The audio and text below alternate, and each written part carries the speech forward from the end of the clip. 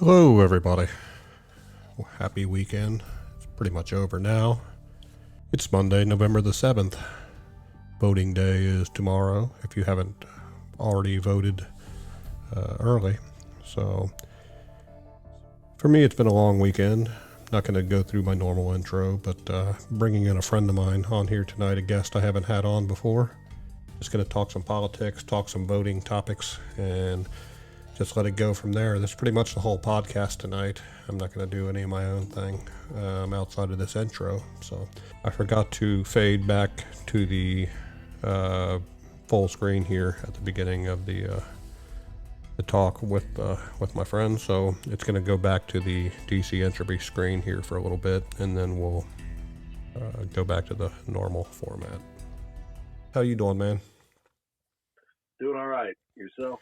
Yeah, not too bad. Not too bad. So, yeah, we were texting a little bit about the elections tomorrow, and and I mentioned, I think, here in the podcast that you said, oh, I'm probably not going to vote. And I told you that you need to vote anyway, and to keep Rand Paul, and maybe get some of the young blood, the Gorski guy here in this county.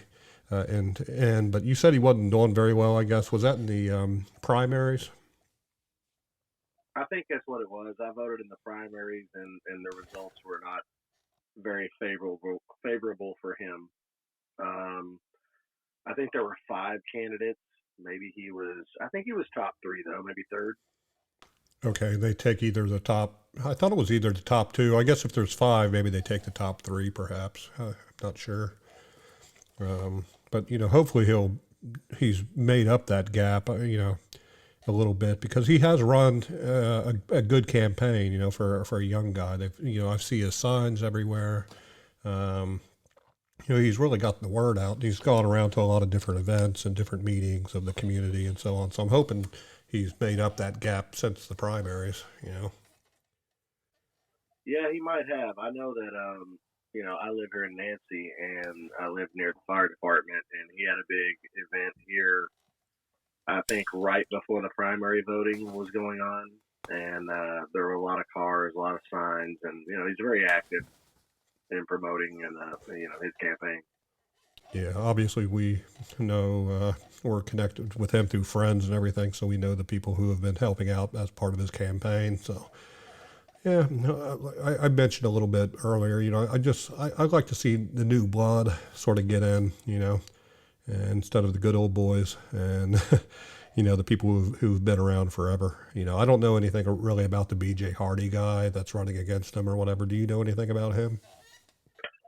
No, I've seen his signs on 80 when I'm coming into town, but other than that, I don't know anything about him, to be honest with you. But I'm with you. I enjoy seeing new blood. I mean, we've talked before about, even like Congress, how we feel like there should be term limits. You're 4 years in and you're done. Like these lifetime politicians, like your Pelosi's and your Schumers and stuff like that. I just feel like the longer somebody's in, the more likely they're going to give into their own self-interest via corruption versus, doing what they intended on, was running to serve the people. Right. I 100% agree. They over time they get too pulled into, to special interest, self-interest. Um, I guess in a way, like I guess it's every at the if we go to the national level, when it comes to senators and congressmen, I guess it's all of their quote unquote sort of unspoken job to bring as many programs and as much federal money back to their districts as possible. I mean, that's sort of an understood, but it's just how. I guess the question is how are they doing that? Is it above board, or are they getting money from special interest, like say companies that want to locate, and those companies are donating huge amounts to either them directly or to some political action, some PAC, a super PAC or something for them, earmarked for them. So I guess that's where the corruption part gets in. But for many years, one of the jobs that I had previously, it was funded by pork barrel funding that Hal Rogers brought and back into the district back when he was like the Homeland Security Appropriations Committee chairman.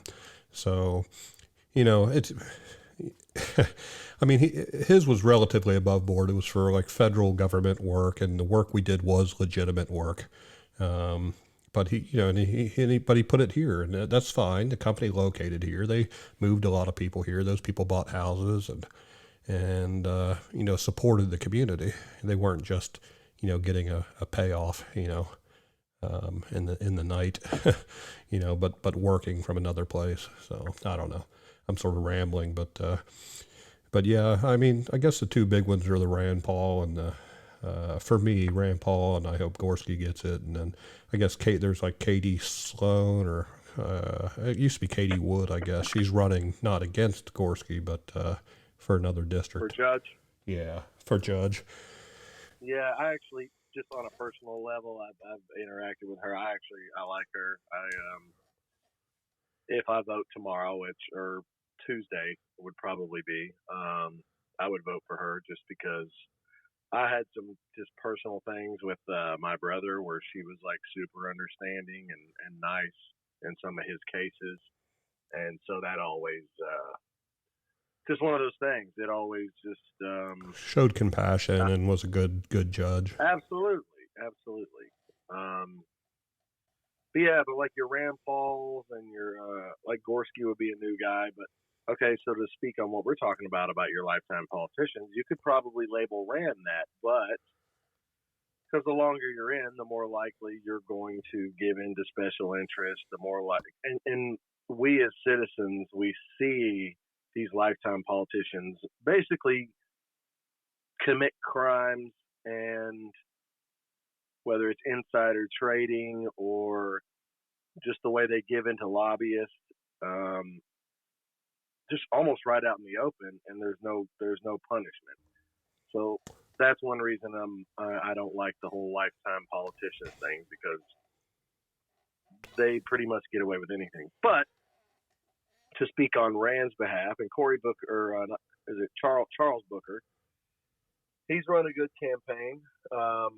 I don't see him as far left as a lot of the Democrats these days. He seems a little bit more of a centrist, like a little bit more sane. But the things I appreciate about Rand Paul, even for what he's done for Kentucky, is him, whether it's filibustering in the Senate or him fighting Dr. Fauci and calling him out when no one else will. Always fighting for our privacy rights. Even going back to when drones were, a new thing. Well, yeah, because he did that like 13-hour filibuster on the Senate for, I think it was for the drone strikes against one of the terrorists, and in most cases, Rand Paul would have probably been okay with the U.S. government hitting terrorists, but in particular, the ones that they hit, I forget the guy's name now, like Al Zawahi or something, but he hit the guy's son as well. Um, After he took out the main terrorist, he hit the guy's son, and separately in a public area, killing not only the son but people who were sitting in the cafe area around his son. Killed a bunch of people, but the kicker and what really made Rand Paul do the filibusters, both of them were technically American citizens being executed by the federal government without due process.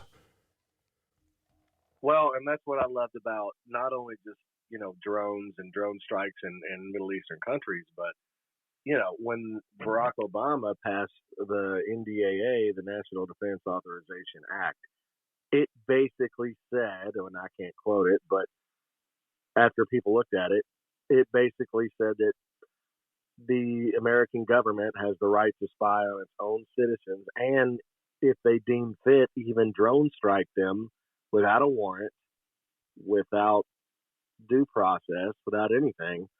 Whether or not that's been done, I don't know, but I appreciated Rand Paul fighting for that and fighting for the rights of American citizens and their privacy. And, to stick up for due process. You're supposed to have a warrant if you're going to spy on someone, if you're going to arrest them. But we start drifting into this tyrannical style government where the powers that be, the people in charge, they don't want to have to go through all the red tape and everything. They're just going to say, look, let's just pass this law that says without a warrant, without anything, if I deem this person a domestic terrorist for whatever reasons, maybe their political beliefs, then they have the right to, spy on them with drones and tap their phone calls and stuff like that. So I appreciated Rand for, standing up for that because nobody else was. And he was very vocal about it. Right. Yeah, I've actually pulled up the article here. It's from like 2013, and Rand Paul said, "I don't question the president's motives. I don't think the president would purposely take innocent people and kill them. I really don't think he would drop a Hellfire missile on a cafe or a restaurant like I'm talking about. But it bothers me that he won't say that he won't." Paul said, and it also bothers me that when he was a senator in this body and when he was a candidate, he had a much higher belief and standard for civil liberties, and that he seems to have lost now that he's become president. He's like, I have a great deal of concern about the slippery slope of saying there won't be accusations, there won't be trials, that we will just summarily execute people. And the question is, will you execute non-combatants, which was what the son was and stuff. If he's not going to, he ought to say so.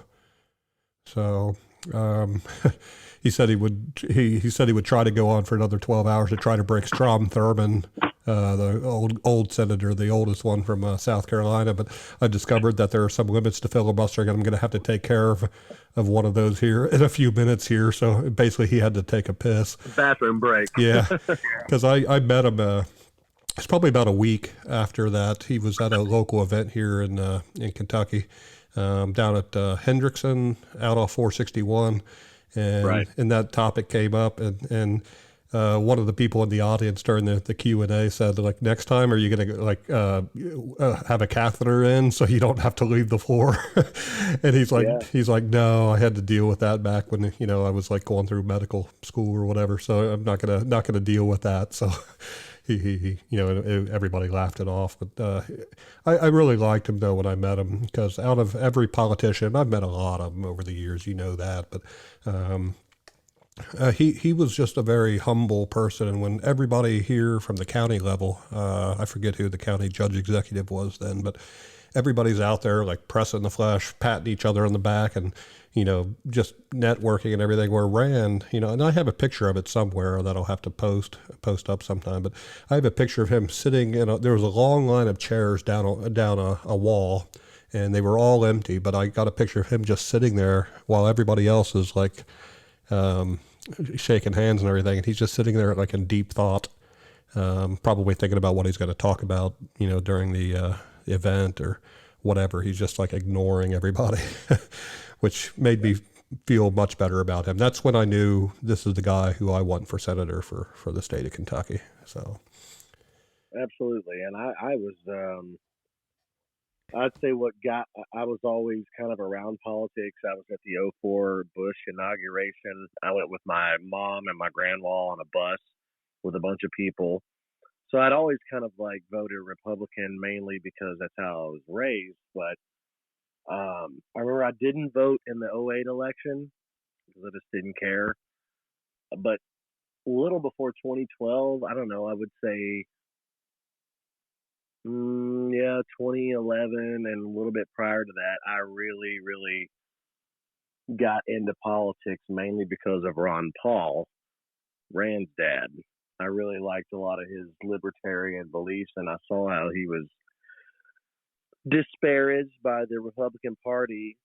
And I even had a documentary about him, and they would show like the Fox News people, like your Sean Hannity's and stuff like that. They would basically they would put the poll up, and then they would have the debate with Romney and Mike Huckabee and Ron Paul and a lot of these, guys that were running. And the first two debates, Ron Paul won both based on votes. So you had Fox News putting this poll up, but then they were like, "Oh, that's all these crazy Ron Paul supporters. They're voting twice." But even if you you had to call to vote. It would say you've already voted. You can't vote again. So it's like you're putting the poll up, yet you don't like the results, so now you're discrediting your own poll. Anyway, I thought Ron Paul should have been the nominee that year, but the fix was in for Romney as far as I could see. Right. That was a sad one. I remember going, I think I was at TAP during that one, and I went home disappointed that night after watching that, and I stayed. I guess they used to be open till 1, so probably sometime shortly after midnight, I'm like, Romney's out, and then I think it was the '08. No, it's probably not the '08. It was probably the 12 election. Was that the Romney one, the 12? Yeah, Romney was. No, I wasn't at TAP then. I was at Solly's. Yeah, that was Romney in 2012. '08 was that embarrassing John McCain, Sarah Palin campaign. Oh, yeah. I can see Russia out my back door or whatever. Yeah, that was pretty. That was not a. To me, that was one of the worst tickets that we had maybe since Bob Dole.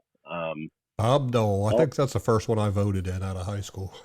Yeah, 1996. I mean, I like Bob Dole as a person. He was a nice guy. And actually, once he lost the election and started hitting the talk show circuits, you're like, wow, this guy's really likable. Where was this guy during the campaign? But yeah, they get all formal. They get all formal and stuffy during the campaign, and then their personality doesn't come out until later.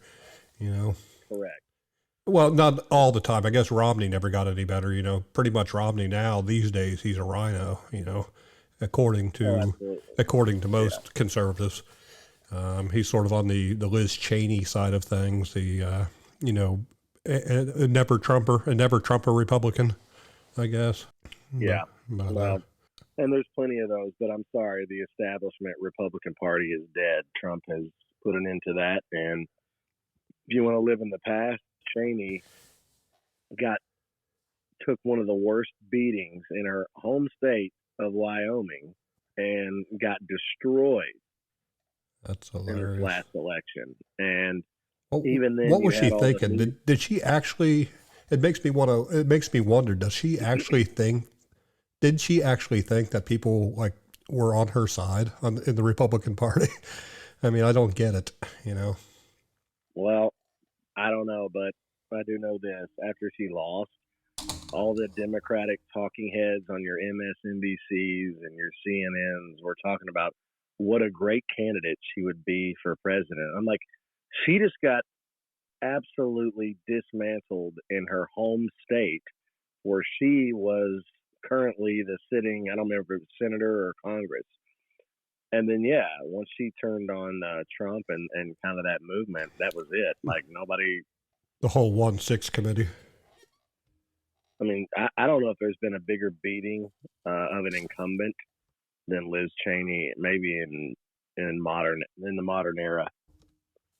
Yeah, like you said, after she got pummeled, the liberal media, the MSM, was trying to make her out. She would be the best Republican candidate. Probably again trying to convince the clueless Republicans, the people who don't watch the news every day. I don't mean that as an insult, but the ones who don't watch the news every day, trying to make them think, okay, yeah, we should get her in there. Or just people who didn't like Trump, even on the Republican side. But I don't know. I mean, I didn't expect to get, really into the Trump side of things, but now I guess there's going to be sort of a battle between, Trump and DeSantis. I saw an article. I didn't read it earlier, but I saw an article about that. Go ahead. Well, I saw a clip of Trump talking at his rally. It could have been today or yesterday, but he's notorious for giving people nicknames, whether it's Lion Ted Cruz, or Crooked Hillary, or Shifty Shift, Adam Shift, But he's he said Ron DeSanctimonious, which I thought was weird because I honestly think DeSantis is a better candidate than Trump for president. Oh, me too. And even my dad, who's relatively left-leaning, he's still registered Republican. He always has been, but he's over time ideologically he's more to the left. Even he said that DeSantis would be better. because I mean, DeSantis, I think when it comes to like strength of beliefs and strength of politics, DeSantis has that strength, but he's more articulate, and he's more what he says is more accepted by the party line people, the party level people, whereas Trump will never truly have that, you know. Right. And I think he's definitely more poised. Like when he delivers a response to a loaded question, you know, from your mainstream left leaning media, I just feel like he's more eloquent about how he puts it. Whereas Trump seems to be more showman. Emotion kind of gets involved because he's got such a big ego. Yeah, it makes But everything here's what fantastical and sensational. yeah. I mean, look, I would have rather had Trump these last few years than Biden, obviously, but I do think Trump could be the first president to lose after being president and come back and be president again. But Actually, I don't think he would be the first. I think Garfield actually that happened with Garfield, but he got assassinated early into his second term. But Garfield had a gap too. okay, interesting. Um, well, definitely of the modern era, but um, I feel like some of that shade he was throwing DeSantis's way is because, from my understanding, he got wind or suspected DeSantis of working with Romney and some of these rhino Republicans, these establishment Republicans, when clearly DeSantis was. He definitely won the Republican nominee because of Trump's endorsement back, you know, when right before he became governor. So I think Trump feels like DeSantis owes him. And what I think is going to happen, and as much as what I would like to see more than anything for 2024 is a DeSantis Tulsi Gabbard ticket. That would be, I couldn't think of a better ticket than that. Yeah, that would be dynamite. You know, because you know I like Tulsi too, but you know, I mean, like a Trump Gabbard would be amazing as well. But there would be no way she would ever, you know, go with him, even though she sort of switched parties and was on Rogan and stuff recently. You know, talking about going Republican, but I just don't think that ticket would ever come to fruition. You know, No, I but don't think so either. but DeSantis and Gabbard, that's the ultimate ticket in my mind. You know, I mean, Absolutely. To me, that'd be the ultimate ticket. And she did leave the Democratic Party, but she said she's now an independent. But obviously, we're seeing her more on conservative news outlets than we are, you know. I mean, she even talked about it, like the Democratic, well, the liberal run media was already kind of marginalizing her even before well, she. my prediction is even though she's sort of libertarian, I mean, she falls into the same sort of realm that Rand Paul has fallen into. You know, Rand Paul says, you know, I'm more libertarian, but to be elected, you know, and to be able to get in, he has to run as a Republican. Um, 100%. and then Oh yeah, Tulsi's going to Tulsi have to would do the run as a same. Republican. She would have to run as a Republican because, you know, with Bernie's technically an independent, but he ran on the Democratic side, and the major differences between the Democratic and Republican primaries is that the Democrats have the delegates, and you're never going to get the delegates on the Democrat side if you're not on the party line. But on the Republican side, we don't do that. You know, in our primaries, we don't have delegates. So anybody that's independent or, you know, registered independent or a libertarian or whatever, they can run on the Republican ticket and don't have to worry about getting delegates. You know, so she would definitely run on the Republican side if she ran like in an individual election. You know, say DeSantis and her don't work out. If she ran for Senate again now, she'd probably run on the Republican ticket. She'd have to. I mean, we both know that with this two-party system, there's no way in hell anyone's going to get elected as an independent. It's very rare. Bernie's an exception, but look how small of a state he was representing. You know what I mean? Like, I feel like you're more likely to be elected as an independent in somewhere like Delaware or Vermont or Wyoming, somewhere where the population is very low. But did he run as an independent, or did he run as a Democrat? That's a good question. In his state, when they would show his name, it had an I next to it. It had an I. It was not a D.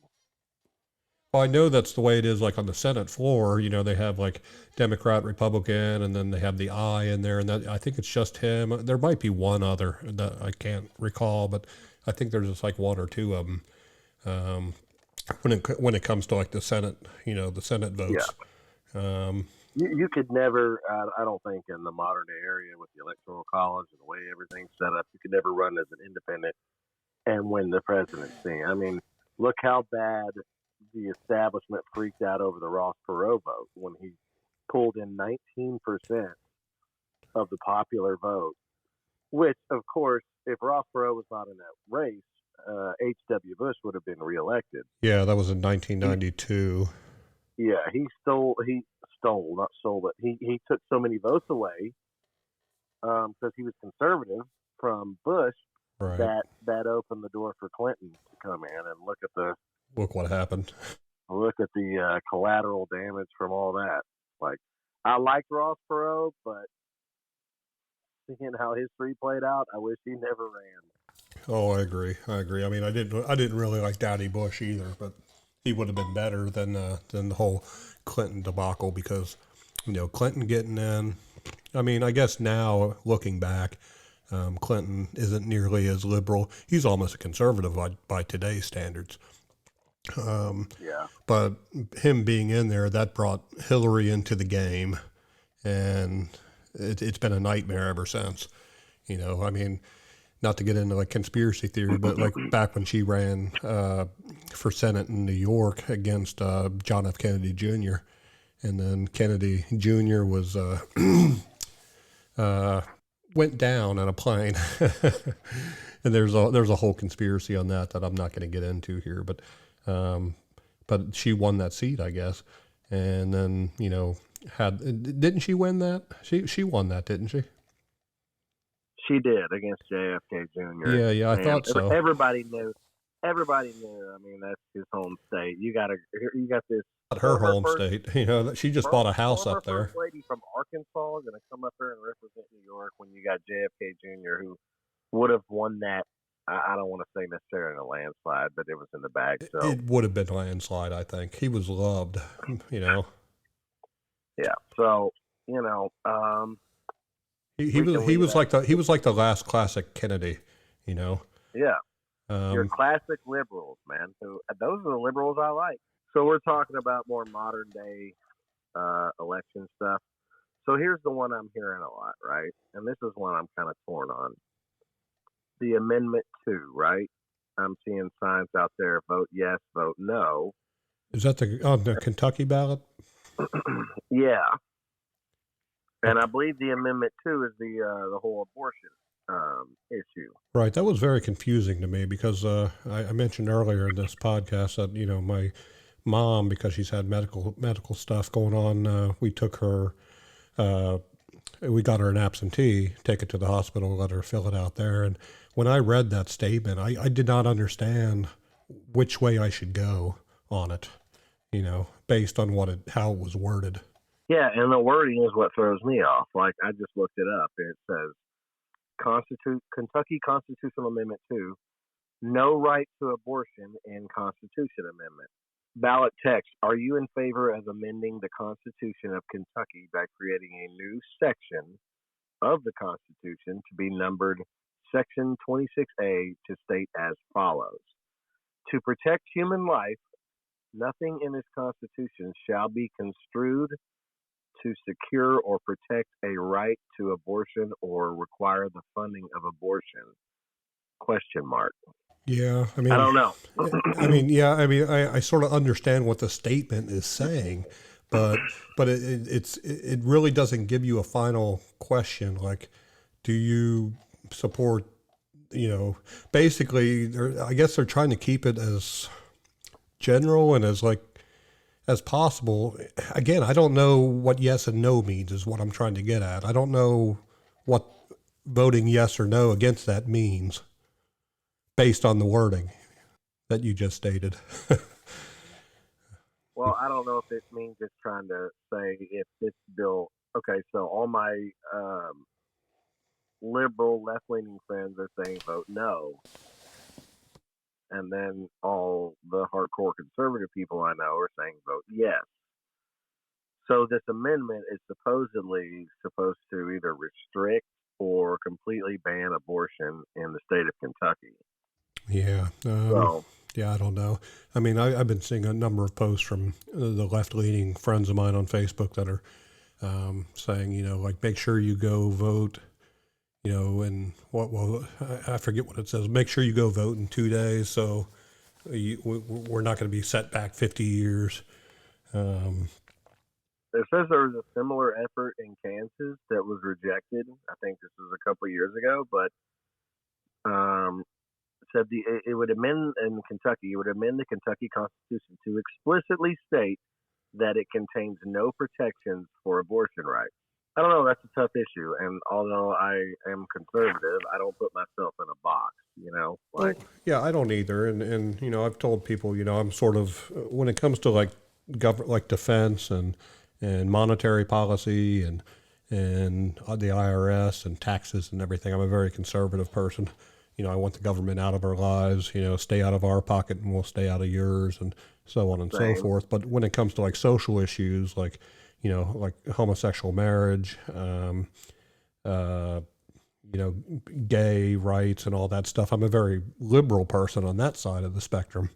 I don't care what people do as long as they're not like, forcing, their lifestyle or, their beliefs or whatever on me. And I believe in equal rights for everybody. It doesn't matter. You can't discriminate against people because they're gay or whatever. That's fine. I totally support equal rights and everything. But when it comes to the abortion issue and everything, I mean, like, I think they've lost, even the liberals, like my dad, like I said, he's sort of an old liberal, like a John F. Kennedy a liberal, even a Bill Clinton and Hillary Clinton. Early on, back when Clinton was president, they wanted abortion to be safe, legal, and rare. Right. And they've abandoned that. Now you have like movie stars and celebrities and everything saying, I wish I had an abortion, or I wish, like I'm going to go out and get knocked up and just to have an abortion. I should have that right. And they're using it as birth control rather than a medical procedure to prevent a pregnancy from causing medical issues, death, or whatever, which is a very small percentage of the people who actually get abortions. Most of the people, Right. most of the people who really need them, it's like 1 or 2%. And I'm even okay with like, what is it, rape, incest, and life of the mother. I'm good with that. Because that's a small percentage, 1 or 2%. But it's the other 98% who want to use it just because they went out, got drunk, got knocked up, and just aren't ready for it. And that goes back to libertarian beliefs. Take responsibility for your actions. If it's something if it's something outside your control, like rape, incest, or or life of the mother, that's outside of your control. And I'm good with having abortions in those cases. But if you just get knocked up, or you're just not a responsible person, then you should own up to that. Yeah, well, guess what? Accountability among women is almost non-existent in Western culture today, and I don't care who hears me say that. I try to be responsible. I was seeing a woman recently, and we were not using protection and anything, and we had the birth control conversation. She's like, "No, I'm all natural. I don't take drugs. I'm not going to be on birth control. I'm not going to do that." Well, I understood that, and also understood where my life is at this time, and that I don't want a child. So I elected to stop seeing her, because you know you keep doing that, the odds and odds are going to go up and up on the likelihood of you making a mistake and getting someone pregnant.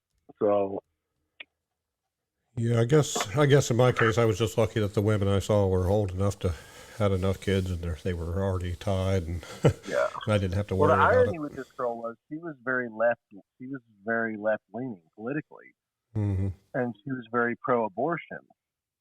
But she straight up told me that if her and I were to have an accident, and she got pregnant, that she would have the kid.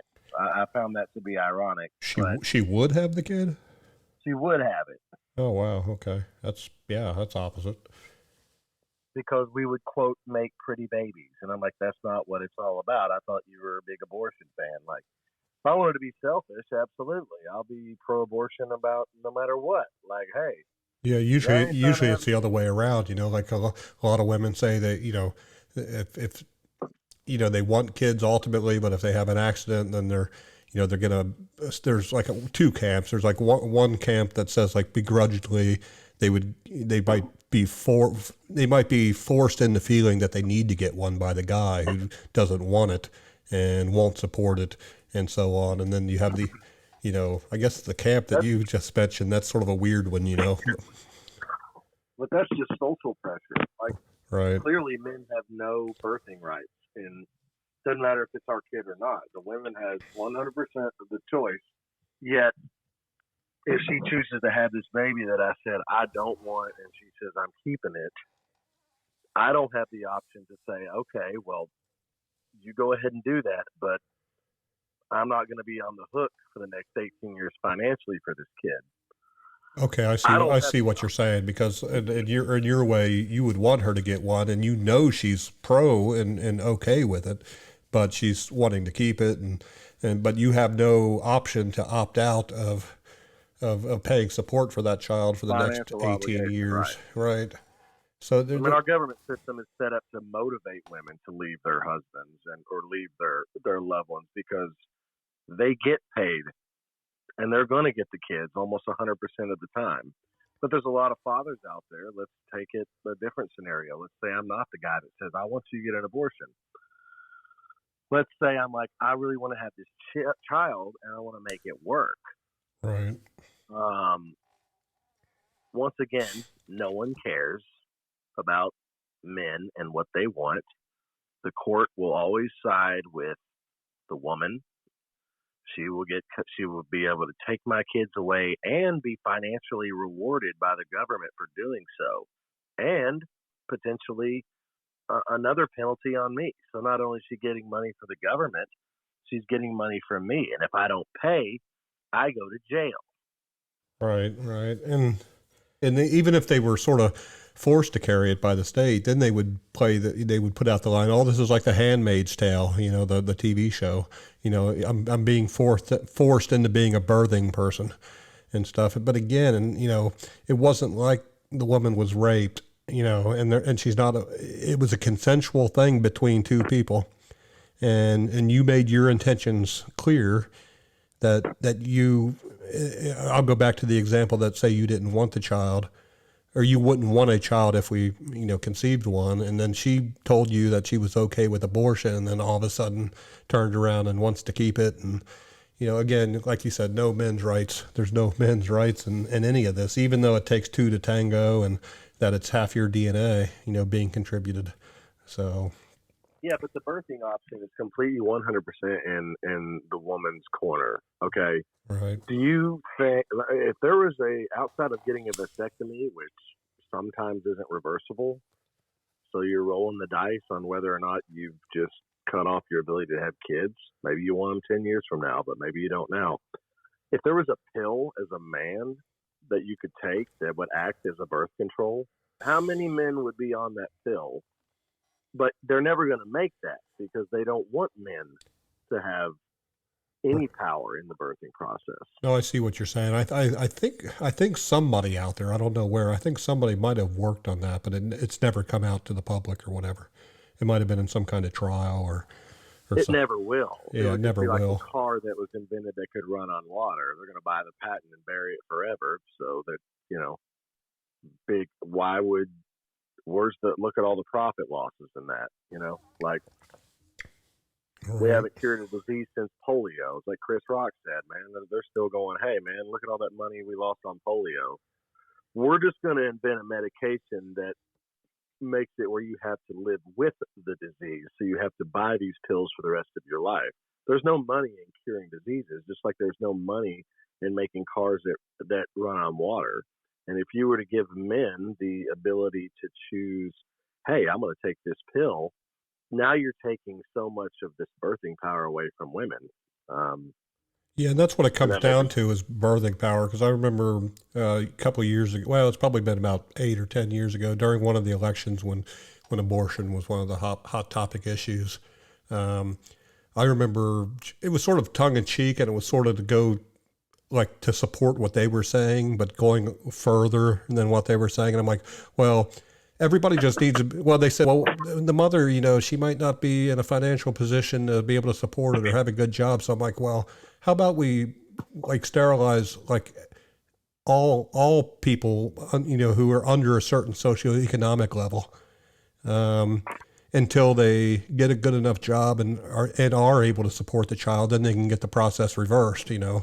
Um, and then she was like horrified by that. And I'm like, I'm just trying to help out here. I'm trying to, yeah, but but they now want you're the taking power. power They away. want that power. No matter which way it goes, they want to be able to make whatever decision they want.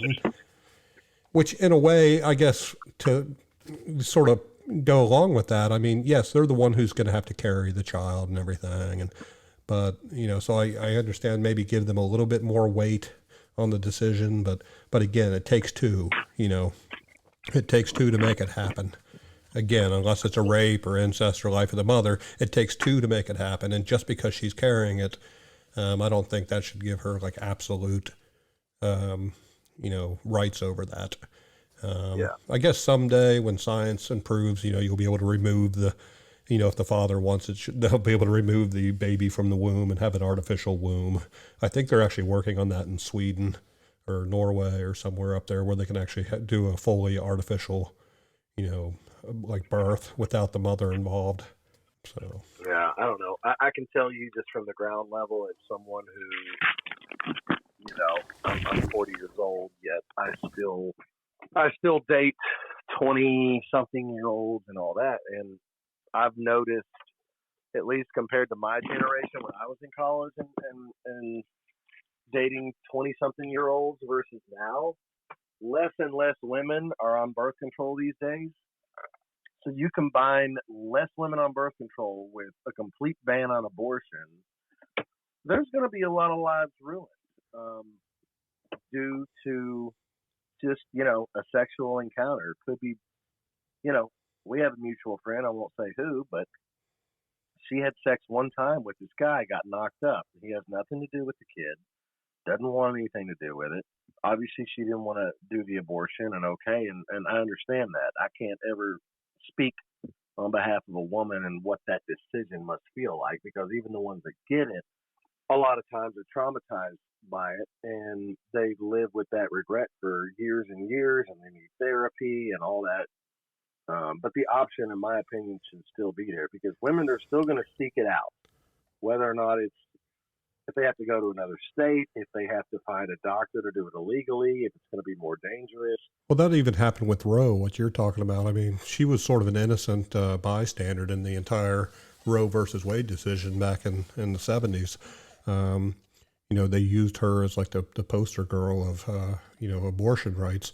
But she later came out and regretted getting the abortion and became, I don't know if she became a vocal anti-abortionist like type person, but she was against it after that later on in life because of the regret of killing the unborn child. Yeah, And but and you don't ever hear that. That never gets spotlighted. Just like if you watch that documentary, "What Is a Woman," about gender reassignment surgery. There are so many people that have had gender reassignment surgery that regret it and are depressed about it, and they just wish they would have never done it. But their voices are never heard Right. There's because no equal forum when it comes to the the parties that are no. against either any of these topics really. When it comes And being it, when it comes to the left in particular, I'll have to say they're more guilty of that than people on the right, because I mean I know people on the right, like women for example, who do support abortion but they're still Republican, um, and their voices aren't being suppressed nearly as much as it is on the other side. and there's there's hypocrisy on both sides. It's like my dad told me years ago. There's major surgery and there's minor surgery. Major surgery is when something, a situation or something is happening to you, and minor surgery is where it's happening to someone else. So the same staunch, let's call him preacher, hardcore Baptist Republican who's 100% anti-abortion across the board. Let's say his 15-year-old daughter gets raped by a drug addict or something, and she gets pregnant. I'm just saying, in that situation, he might be willing to Make that exception. bend his beliefs, and But and again, that comes down to rape, and most even Republicans, most of the not the extreme right, but most of the centrist Republicans are okay with the rape, incest, life of the mother, like I said. well, even in this situation, in this scenario I'm painting, I wouldn't even say it's rape. Let's just say her 15-year-old daughter got knocked up by an older guy, and Just a stupid kid doing stupid things. Yeah, and now he's looking at his precious lotus flower daughter, who he has all these high hopes and aspirations for in his mind, right. and he's going, "Oh my God, her whole life is going to get wrecked by this because this guy's not going to marry her. Now she's going to be a single mother at 16. She's going to be a pariah in high school. He may Right. even have to homeschool her to save her what he sees as her reputation. And he can quote pray about it all he wants, but he's probably going to already have his mind made up, and it's going to be hard to go against what he's preached against. Take a look at Herschel Walker, huge hypocrite, right? Running on the Republican ticket in Georgia, I think was it Senate? Yeah, I think so. Against Man, Warnock. big anti-abortion, preaching that this should be banned and all this stuff. And it's like all these women have come out back when he was a football player, when he didn't want his career to be destroyed in his mind. He had knocked these women up and paid for them, and not only paid but coerced them to go get abortions. I believe that. For his own gain, yeah, for his own selfish For his own reasons. gain. So it's like, it's not the fact that he's against abortion that bothers me. It's the fact that he benefited from women getting abortions that he hooked up with, and now he wants to look at you and say, I'm taking your right away to do what I did that helped me so many years ago. It's the hypocrisy is what gets me. It's not his views on abortion. And in his case, he probably did pressure them to get it. They may not have wanted to get one, and he pressured them into getting it. And because he was a celebrity and powerful and everything, they felt that they had no recourse, and they did what he said. Right. So I just finished the Mike Tyson series on Hulu, and they covered the rape trial. And I'm watching it, and I'm going, yeah, I do believe he raped this girl. Now, he was in the prime of his career, powerful, could get all the women he wanted. Why did he not think that? He just thought like he was so powerful that no one would ever believe her over him, especially with Don King and some of these powerful attorneys and the money he had in his corners. Like, how are you going to go up against Goliath? But lo and behold, justice was served, and he was guilty. So yeah, man, we've talked a lot of topics tonight, much more than I expected. I appreciate you coming on and everything, and have you on here again sometime. We'll talk some more other topics. The other topics we're both interested in. So, but yeah, you have a good night, man, and yeah, we'll talk to you again later. That sounds good. Thanks for having me on, man. So yeah, it was good having my friend on here tonight. Different voice. Haven't had him on here before. We've been talking about it for a long time, but finally everything aligned, and I was able to get him on here. So have to do it again sometime and get some additional people, some other people on too. I just like to hear everybody's viewpoints on everything. So, I have a friend who's involved in the election system in this county, and when there was a lot of controversy in the last election in the 2020s and stuff, she reassured a lot of people that the way our county handles the voting within the county, even on the general and the presidential elections and everything, it's all handled very, very well, very, very strictly and securely.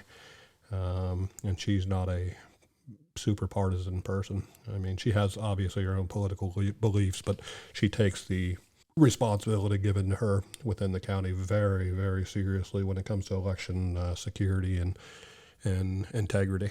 So I respect that a lot of her, and maybe I should, have her on sometime in the future to talk a little bit about it and again educate people a little bit, at least for this part of Kentucky. So might be a good guest. Everybody have a good night and peace out.